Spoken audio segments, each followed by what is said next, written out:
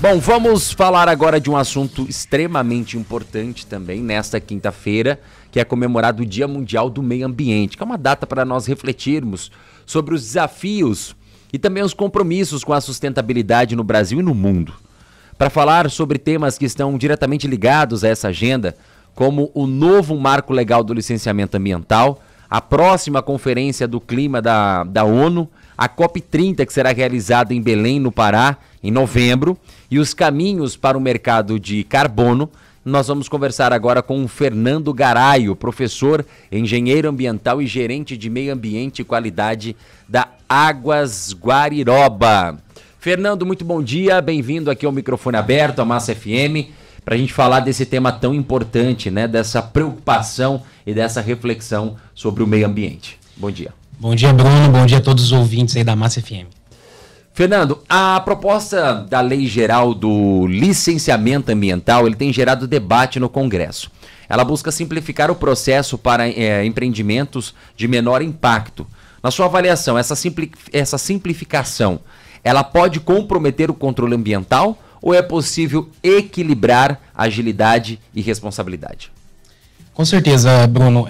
O que nós, como toda matéria ambiental, né, ela é sempre, hoje no nosso país, ela é sempre muito levada aí pelas emoções, né? Sim. Então, até por isso que esse projeto de lei está sendo um projeto bem polêmico. Mas, primeiramente, é importante ali, né, conceituar o que é o licenciamento ambiental. Então, o licenciamento ambiental é basicamente quando há um empreendimento potencialmente poluidor, né, ele precisa de uma certa autorização para operar. E esse empreendedor precisa ali apresentar estudos técnicos, estudos ambientais, para comprovar que as medidas que ele vai tomar, medidas mitigadoras, medidas de evitar o impacto, são suficientes. Então, esse procedimento, se a gente for olhar bem, ele é um procedimento estritamente técnico, né? E nós acabamos de vir num evento pré-COP lá em Bonito com o grupo de lideranças, a LIDE, né? Onde estava ali vários governadores, enfim, a própria... Ex-presidentes, Michel Temer estava lá, a ex-ministra do Meio Ambiente, Isabela Teixeira. Inclusive, ela comentou que algo que aconteceu nos últimos anos e vem acontecendo no nosso país é que, infelizmente, o procedimento de licenciamento ambiental ele está ficando menos técnico e mais político. E aí que eu acho que culminou, né, na aprovação, né, desse marco. Ele é necessário porque hoje, basicamente, cada estado, né, nós temos algumas regras básicas gerais do Conselho Nacional de Meio Ambiente, resoluções da década de 90, mas cada estado basicamente elaborou a sua legislação local. Ou seja, pegou essa regra a nível nacional e adequou a sua realidade, adaptando de acordo com as suas realidades e necessidade de cada região. Exatamente. Tanto é que eu profissionalmente, né, a gente tem experiência com licenciamento ambiental em vários estados e a gente chega até em algumas situações de contradição. Por exemplo, há locais em que o determinado tipo de empreendimento você só precisa fazer uma declaração, né? Uma espécie de licença por adesão e compromisso.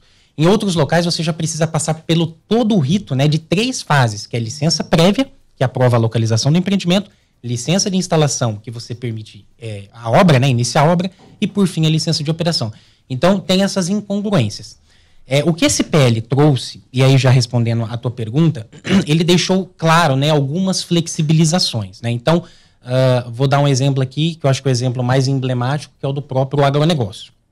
Então, hoje, diversas atividades do agro, inclusive a própria agricultura, você precisava pedir, né? Você ainda precisa, obviamente, pedir esse licenciamento ambiental.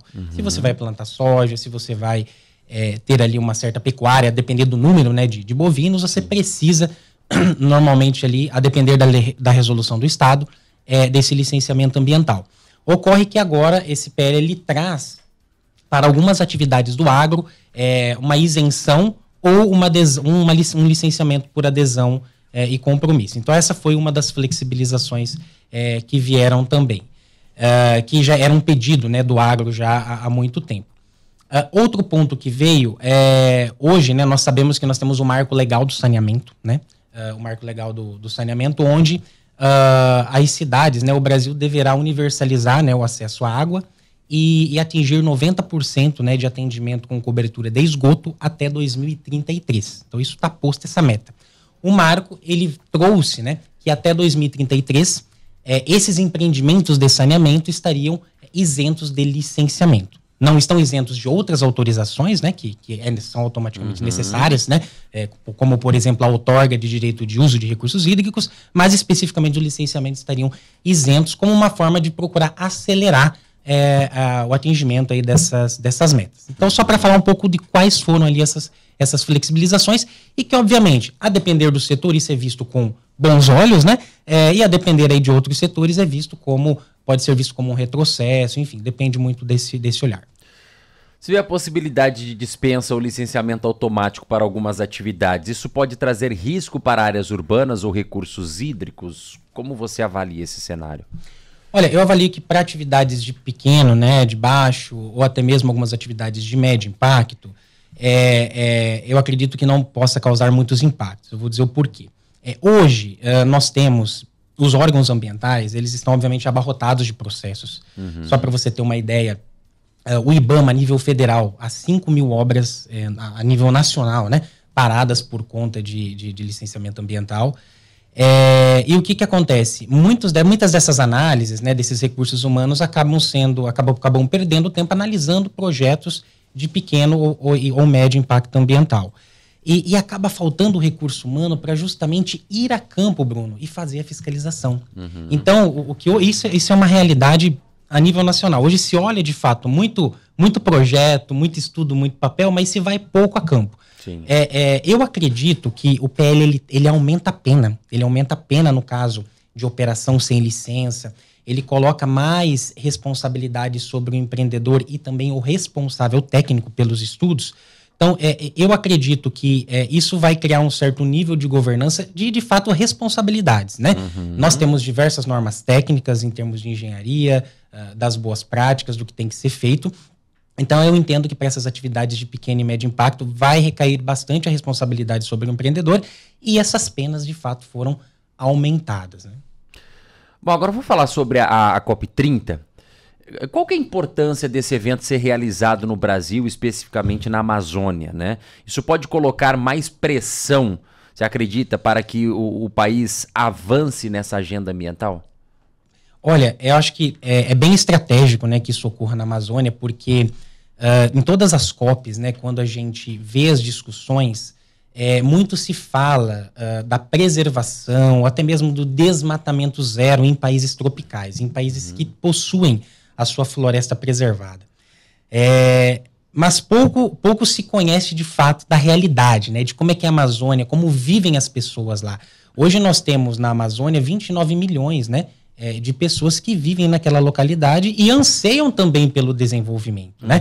Então, a gente também não pode ter essa visão muito preto no branco, porque a gente precisa desenvolver 29 milhões de pessoas que estão lá ávidas por melhorar suas condições de vida. Então, acho que trazer a COP para lá tem esse papel de mostrar como que funciona, qual que é a realidade na Amazônia, para, de fato, quando colocar na mesa de discussão justamente as metas, os programas de financiamento para manter a floresta em pé, que eu acho que esse vai ser o principal ponto aí na COP, se tem uma discussão mais equilibrada e menos emotiva, né, como eu comentei aqui no começo.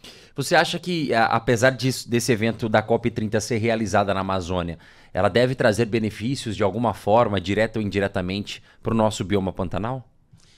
Olha, hoje nós temos, uma das propostas que o Brasil vai levar nessa COP é a criação de um fundo, né, que chama TFFF, justamente para manter a floresta em pé.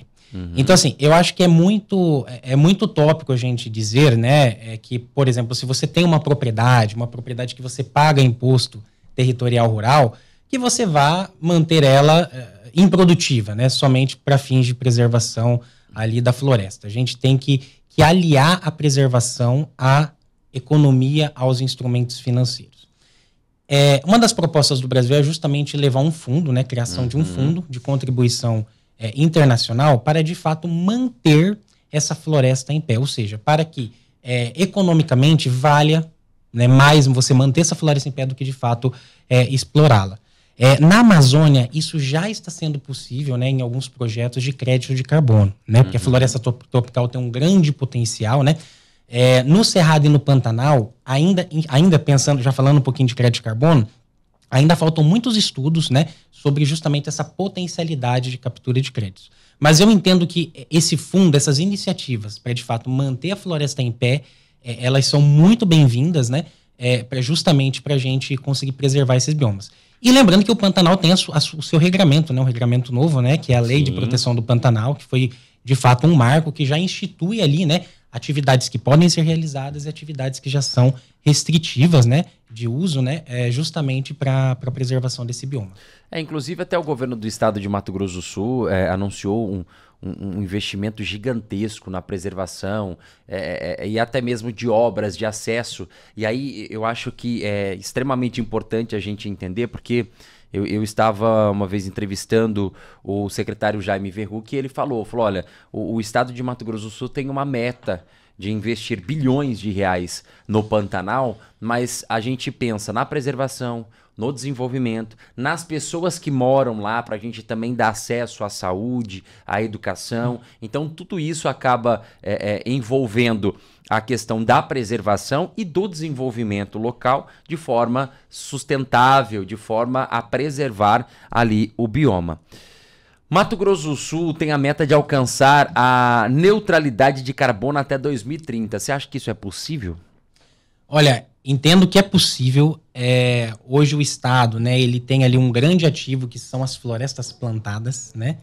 São as florestas ali de eucalipto, né, indústria da celulose, que na verdade ela possui ali um grande potencial de captura, né, de carbono, né? Além disso, a gente vê diversas iniciativas aí do governo do Estado, né, em termos de mitigação, né, de gases de efeito estufa. Um exemplo que eu posso dar disso é que no próprio processo de licenciamento ambiental aqui no nosso estado, a gente precisa fazer um inventário de gases de efeito estufa do empreendimento.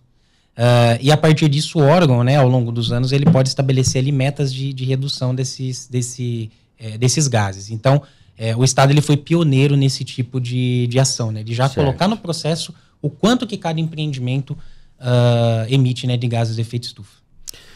Muito bem, conversei aqui então com o Fernando Garay, o professor, engenheiro ambiental e gerente de meio ambiente e qualidade da Águas Guariroba. Fernando, quero agradecer a sua participação, contribuição com a nossa audiência, a gente debater esse tema tão importante, né, que é a questão do meio ambiente, da preservação, do desenvolvimento, como casar tudo isso, né? A gente pensa em desenvolver e às vezes as pessoas falam, mas para você desenvolver, você vai ter que desmatar, você vai ter que acabar com a floresta, e na verdade a gente sabe que não é bem isso, né? Deixar esse discurso aflorado e político de lado e se debruçar em cima de estudos e dados técnicos para que assim a gente consiga encontrar a melhor maneira de desenvolver economicamente para as famílias que moram nessas regiões e também, claro, pensando sempre na preservação ambiental. Mais uma vez, muitíssimo obrigado. Muito obrigado, Bruno, e a todos os ouvintes.